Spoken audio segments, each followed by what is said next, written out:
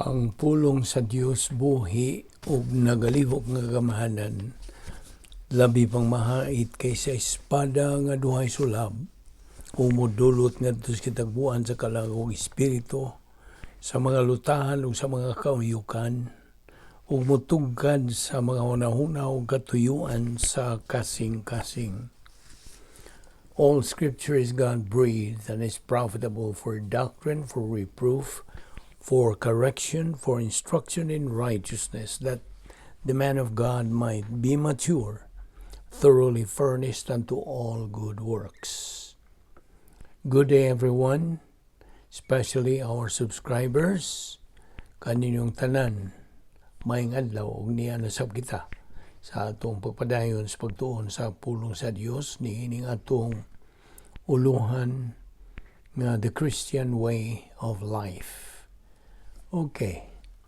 So sa wailangan ug sa mas naandan kinahanglan nga atong andamon ang atong tagsa-tagsa kakalag nga atong habwaon ang tanan tong mga salang nabuhat nga adlaw ngadto sa atubangan sa Dios nga Amahan. 1 John 1:9 is the principle we have to use. If we confess our sins, He, God, is faithful and just to forgive us our sins and to cleanse us from all unrighteousness. Kung manibuhata ka na, ikaw mapunan usab sa Espiritu Santo, andam lang sabi ikaw sa pagpadayon sa pagtuon sa pulong sa Dios. Apan na lang kanimo dili magtutuo ang imong buhaton maong paggamit niya na imong kabubuton sa pagtuo kang Ginoong Jesucristo ingon nga imong personal nga manluluwas. Believe on the Lord Jesus Christ, and you will be saved. Acts 16:31. Let us pray.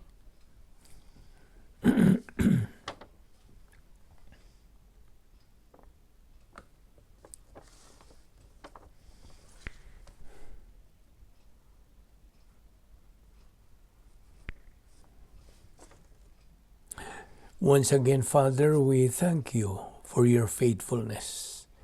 Nagapasalamat kami kanimo ni ang grasya nga among nadawat, which is beyond anything we could ever ask or think. Imo kaming gisangkapan sa tanan nga mga butang. You have provided all things well for us. You have left nothing unprovided. And furthermore, you have anticipated everything that was necessary billions of years ago. Ug sa Amahan, sa among pagpadayon, sa among pagpakig-ambitay uban kanimo sa imong mga pulong. As your mercies are renewed day by day, as you have provided this portion of manna, ang written word, may God the Holy Spirit enlighten us, for we ask it in Christ's name. Amen. The Christian way of life. Now, kagahapon atong isgutan ang bahin sa pagkamapausanon batok sa pagkamapahitason. Okay? Now, ang imong paghiluna sa otoridad, meaning authority orientation, kini usa kini ka matawag ta nga ingredient nga mahinungdanon pag-ayo sa imong espirituhal ng pagkinabuhi. Ingon nga magtotoo. Kaya ang otoridad rests in a local church too. Okay? So ikaw nahiluna na sa otoridad sa imong pastor magtutudlo. Kay he is the immediate authority. Well, of course, he is next to God. Siya, representante naman siya, tinugyanan siya sa Diyos. Giyatagan siya niya ng tahas, obligasyon. Okay? So, naay mga sakop sa kongregasyon nga, they don't pay any attention and they disobey. Managingon sa Grigong pulong parakuo. So, let him be. Ang pasabot nining him, ang mga sakop sa kongregasyon. Let him be a state of being in two things. Aimi ang Grigong pulong. Now, let him be a state of being in two things. Gentile. Now, Gentile, hintil, kana, dili magtotoo. O ang tax collector, kana bang mag-kolekta sa buhis, kining maong tinugyanan as tax collector, they are ostracized. He is an ostracized person in society. Sama ni Mateo. See? Mateo himself was ostracized. So, okay. Diyas Mateo 18. Ang atong Ginoong Kristo dealt with the doctrine of humility. The antithesis of arrogance.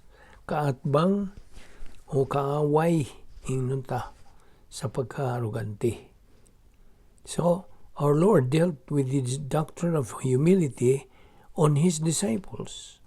Nga kini sila nagsugod na manggod sila sa pagka-arrogante. Nagsugod na sila pagka-mapahitasoon. O they were beginning to be self-centered and egotistical. So, diyan versikulo 18. Again, I say to you that if two of you agree on earth about anything that they may ask, it shall be done for them by my Father who is in heaven. Now, diyan sa James chapter 4 verses 2 and 3, nag-isuot kini og self-centeredness. Og diyan sa Salmo 66, 18, naghisgot og wickedness. Okay? Now, anto sa Mateo 18:20. For where two or three have gathered together in my name, I am there in their midst. Now, versikulo 21. Then Peter came and said to him, Lord, how often shall my brother sin against me, and I forgive him? Up to 7 times? Verse 22. Jesus said to him, I do not say to you up to 7 times, but up to 70 times 7.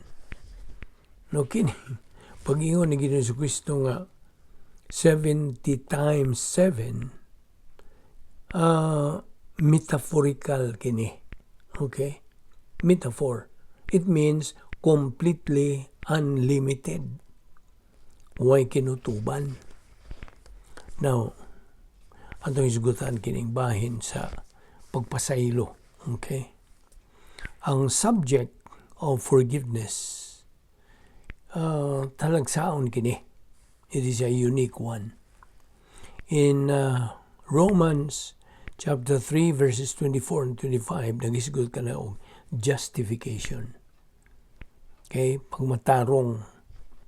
Verse 24, being justified as a gift by His grace through the redemption which is in Christ Jesus. Verse 25, whom God displayed publicly as a propitiation in His blood through faith. This was to demonstrate His righteousness, because in the forbearance of God, He passed over the sins previously committed. Now, kining isgutan din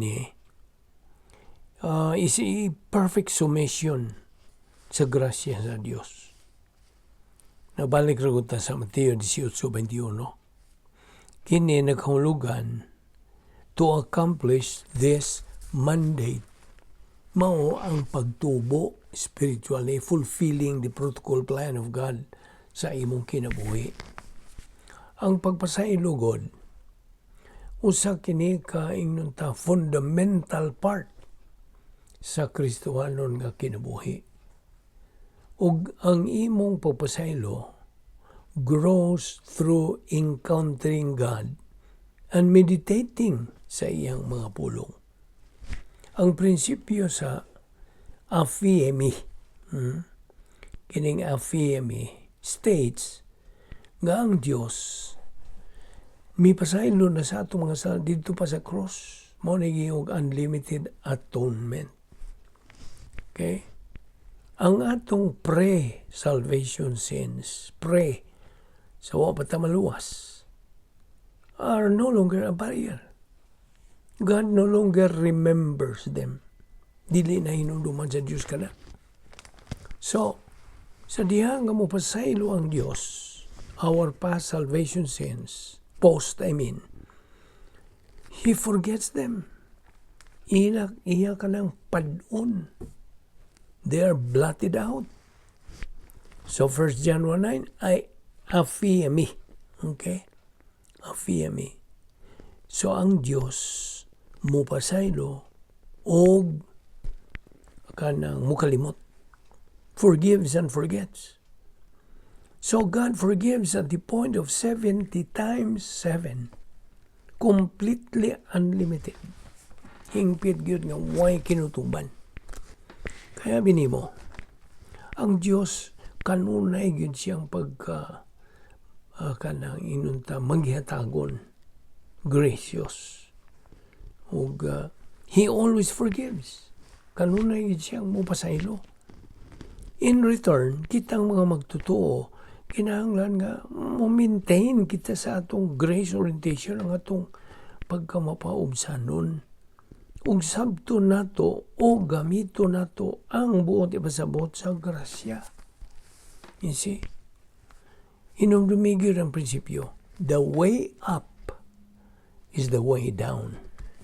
Okay? Kana mo prinsipyo na. So, get rid of that hostility.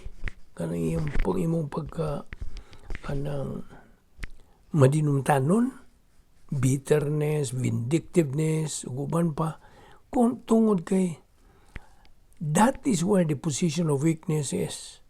Mao ka na dapit nga na kay kaluyahon. So, if you have those negative attitudes, sorry to tell you, you have a tortured soul. Tortured. Now, makaagko ka ba? Nga naa ka niya ng maong kaimtang? A tortured soul? You know, you have an OSN na kay kinay makasasala. Nga mo ay unsa? Nakapa-tortured soul nimo by staying out of fellowship. Sa imong pagpadayon sa pagpakasala, karnal, wag yung kay kanang rebound, pagsugid sa mga sala, sa diyang ikaw makalinggat nga nakasala, di ka, imo lang napasagdan, di lang di mo na panumalingon, then, you stay out of fellowship. Naigawas ka sa pakigamit sa Diyos.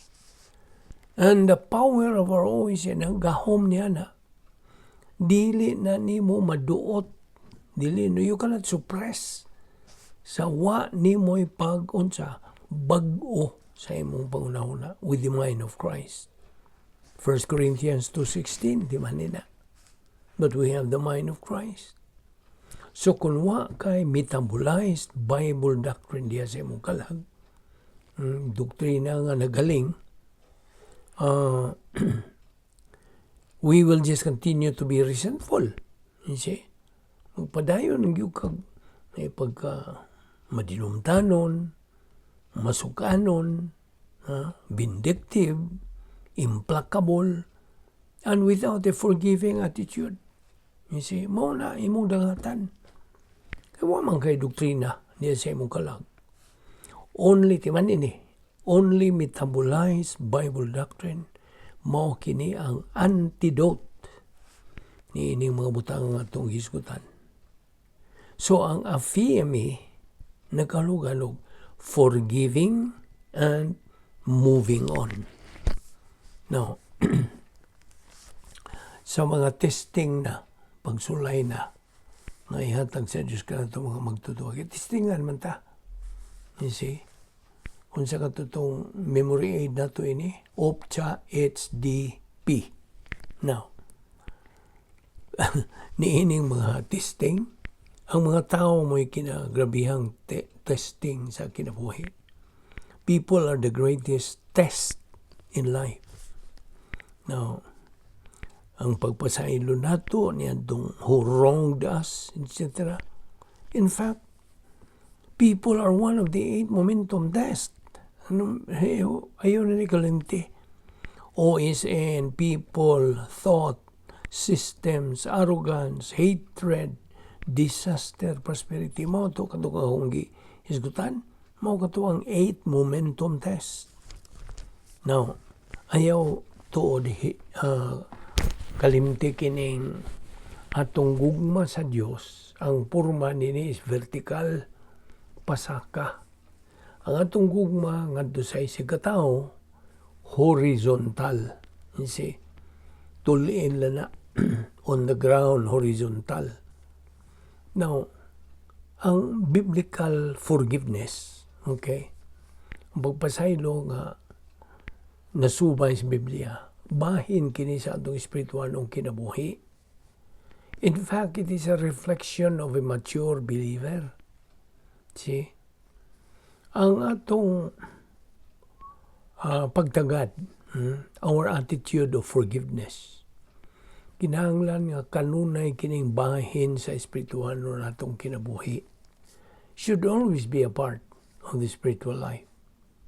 So, Matthew 18:21, tutukining aphiemi, Greek word aphiemi, nga nagkaulugan og to dismiss from the thought.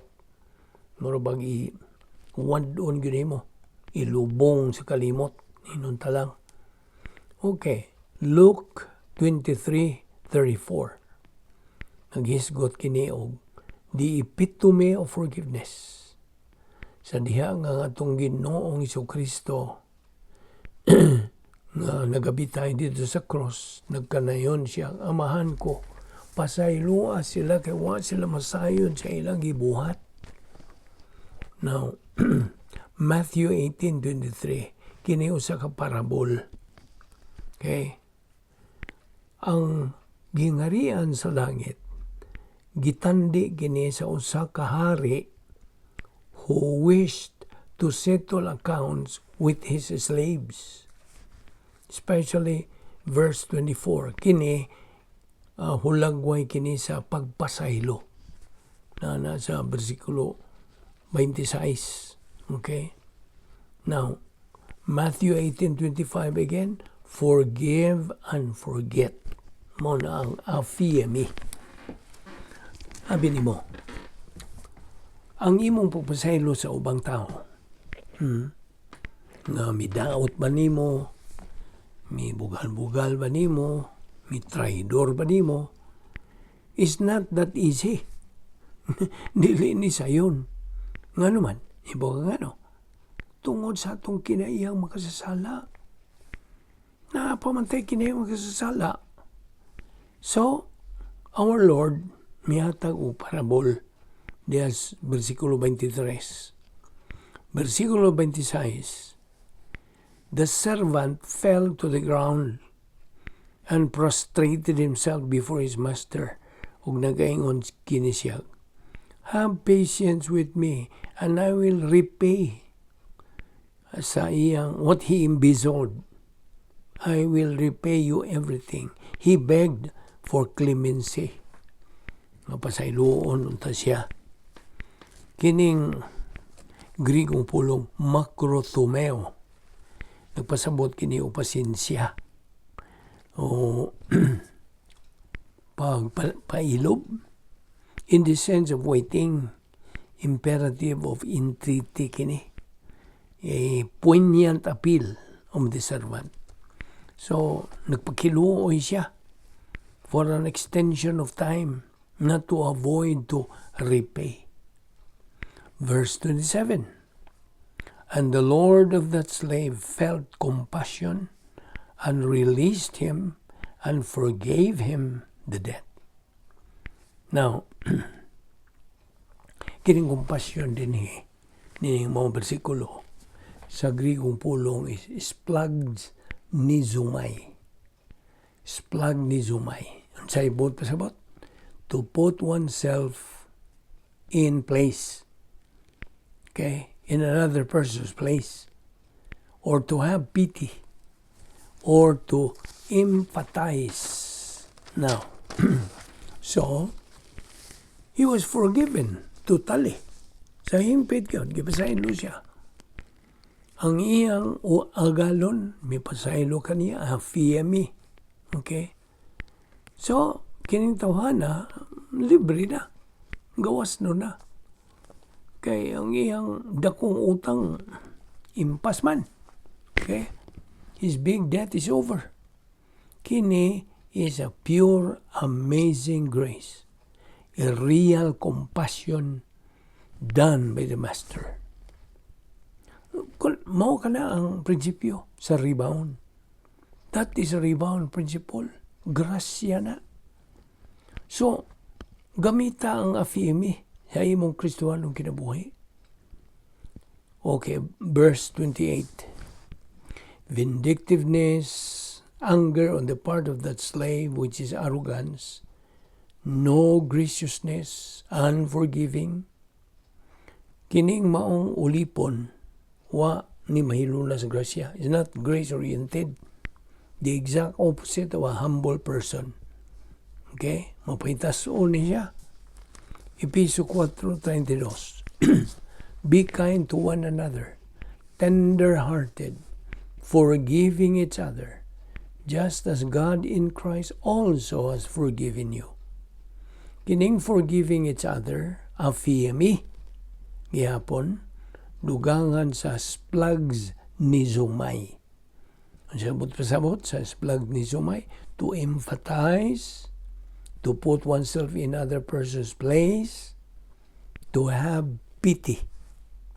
Ug ang afiemi, ang pasabot, to send away, to let go, to dismiss from your thought. Okay? Huwag tangon gyud sa imong panghuna-huna. Ngunit pasabot. Matthew 18:23. Therefore, is the kingdom of heaven likened unto a certain king who would make a reckoning with his servants. Verse 24. Excuse me. And when he had begun to reckon, verse 25, but for as much as he had not wherewith to pay, his Lord commanded him to be sold, and his wife and children and all. Okay? Look so that's versikulo 27. And loosed him and forgave him the debt. Okay? Ephesians 4:32. And be kind to one to another, tender-hearted, forgiving one another, even as God for Christ's sake hath forgiven you. Yan ay prinsipyo din eh. Okay? Yan ay prinsipyo. Paminaw. Grace orientation. Kasabot na gaon sabot din eh. Grace orientation. This comes from the process of spiritual growth. See? So, in other words, produkto ni sa imong pagtubo ng espirituanon. It's a byproduct. Numdong kas prinsipyo, the way up is the way down. Kining prinsipyo ha, bahin kini sa pagkamapaubsanon. Okay? Now, andto ta sa verse sa Mateo 18 gyapon eh, versikulo 34. And his Lord, moved with anger, handed him over to the torturers until he should repay all that was owed him. Now, kining move with anger, kining anger din is orgidzo, a spasm of anger, furious, enraged. Now, kini mga torturers din sa Grigong pulong is basanistes. Basanistes meaning jailers, torturers in general. So, Di man ni katong prinsipyo, we have to forgive. Dili ni kay prinsipyo gikan kis baba ni Ginoong Kristo. We have to forgive 70 times 7 those who wrong us. Nidaot ka na to. Hebrews 12:6. Sa gisulti, for whom God loves, He disciplines. Na nasa uban nga mga version, nag-ingon nga, whom God loveth, He chasteneth. God definitely disciplines legalistic, reversionistic believers. Katong mga karnal, mga reversionista, disiplinahon magyud sa Dios. Di magyud na niya ibaliwa. Kaya kinahanglan magyud unsa. Sins must be punished. And since kining mga magtutuha, nagpadayon man sa paglunang sa kasalanan, mga karnal, mga reversionista, okay? Mga negatibo, pag silutan gano'n sila sa Diyos, disiplina. Kaya mga anak man sila sa Diyos. See? Mo bito nag-iyon. Whom God loveth, He chasteneth. Tuliron man yun sa Diyos. So, akong balikon, nga ang grace orientation, produkto kini sa imong espirituhan ng pagtubo. Prinsipyo. Yan sa ilang prinsipyo. We must forgive others just as God forgave us in salvation and in rebound. Na, klaro kayo. Gani, kita mga magtotoo, gimanduan to forgive. Mando, magyuna sa Diyos. Pag mapasayloon, Matthew 6:12, siya isulti, and forgive us our debts, as we also have forgiven our debtors. Verse 15, but if you do not forgive others, then your Father will not forgive your transgressions. You see? Ang mga magtotoo, paminaw, ang mga magtotoo nga dili makapasaylo sa uban nga midaot kanila, ilang madawat kini musunod. Self-justification, self-deception, o self-absorption. Now, numdum ka sa Lucas 23:34. Ang sa gisulting Ginoong Kristo. Samtang bitay siya sa cross. Amahan ko, pasayluan sila. Kaya wala sila masayod sa ilang ginabuhat. Forgive them, for they do not know what they're doing. Proverbs 25:21. Nagkanayon kini, if your enemy is hungry, give him food to eat. Verse 22. For you will heap burning coals on his head, and the Lord will reward you. Na. Okay. Di nila muna kita muhunong kalungadlawa. Ato ni ipadayon ugma ayaw sipiat sa pakiguban ka na to. Dining atong paghisgot, pagtuon, niining pagtulunan the Christian way of life. Magampo ta. Amahan na mong langit nun, salamat ng grasya nga mong ipahimuslan, dada kami pagbalik ugma dinhi, aron kami makapadayon nining among pagtuman sa imong mando. Pagpakaon sa among tagsa-tagsa kakalag, aron kini mo tubo sa kahibalo ug sa grasya bahin kang Ginoong Kristo. Salamat niya mo Bible study pinagi sa YouTube, sa Balbido Evangelistic Ministry, kining tanan among gipasalamatan sa ngalan ni Ginoong Kristo. Amen.